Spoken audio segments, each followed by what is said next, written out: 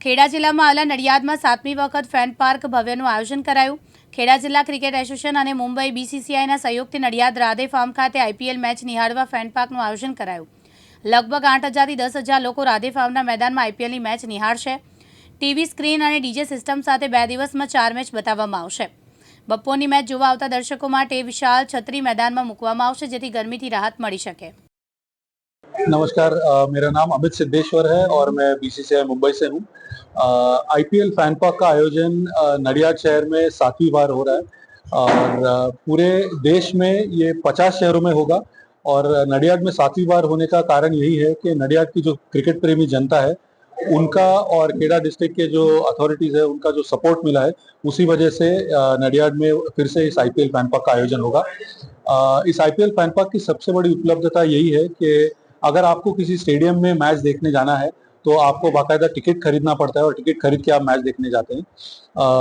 नडियाद के जो क्रिकेट प्रेमी जनता है उनके लिए इस आईपीएल फैन पार्क का आयोजन बिल्कुल निःशुल्क किया जाएगा। इसमें किसी तरह की कोई टिकट नहीं रहेगी और साथ ही साथ एक पूरे स्टेडियम जैसा एक माहौल, एक एक्सपीरियंस क्या होता है वो नडियाद के जो लोग हैं उनको देखने का एक मौका मिलेगा।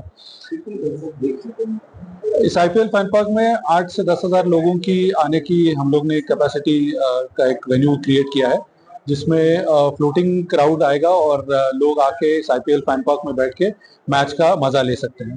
नडियाद में सतत 7મી वखत आईपीएल फैन पार्कનું આયોજન થવા જઈ રહ્યું છે। શનિ રવિ 12 ને 13 તારીખે આયોજન થવાનું છે। રોજ 2 મેચ, એટલે 2 મેચ શનિવાર અને 2 મેચ રવિવાર, એટલે 4 મેચોનું આયોજન થવાનું છે। 4 મેચો થવાની છે એટલે 8 ટીમો, એટલે લગભગ આઈપીએલની 10માંથી 8 ટીમો રમવાની છે અને એનું લાઈવ પ્રસારણ થવાનું છે।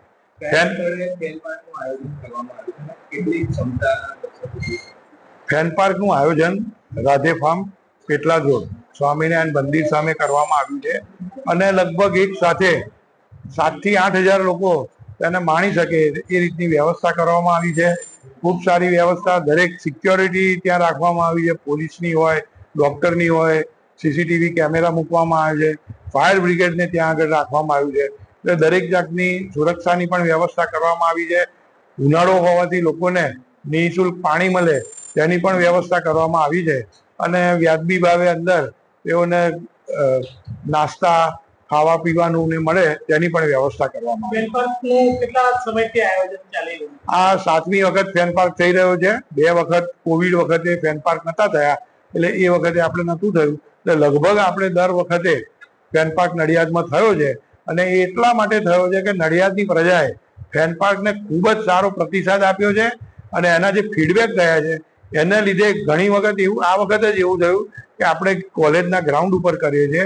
ગ્રાઉન્ડ ઉપર કેમ્પ ચાલતો હોવાથી મેં ના પાડી કે અમારું ગ્રાઉન્ડ નથી, તો મને એટલો ફોર્સ કરવામાં આવ્યો કે નડિયાદ તો કરવાનો જ છે, કોઈ બીજા ગ્રાઉન્ડની વ્યવસ્થા કરો પણ ફેન પાર્ક નડિયાદમાં થવાનો જ છે। તો એક આપણા ખેડા જિલ્લાના લોકો માટે પણ આ એક ગર્વની બાબત છે કે આટલો આપણે સાથ સહકાર આપ્યો છે એટલે નડિયાદને ફેન પાર્ક મળે છે। નાના બાળકો માટે અંદર ગેમ્સની વ્યવસ્થા છે, ટેટૂઝની વ્યવસ્થા છે, ખૂબ જ એ લોકો રમી શકે એવી વ્યવસ્થા છે। એ લોકોને પ્લે કાર્ડ આપવામાં આવે છે જે એ લઈ અને એમની જે ટીમને બેકઅપ કરતા હોય એના માટે ચીયરિંગ કરતા હોય છે, તો તેમના માટે પણ ઘણી બધી વ્યવસ્થા કરવામાં આવે છે। તૃષાલ પંડ્યા, દિવ્યાંગ ન્યૂઝ, નડિયાદ।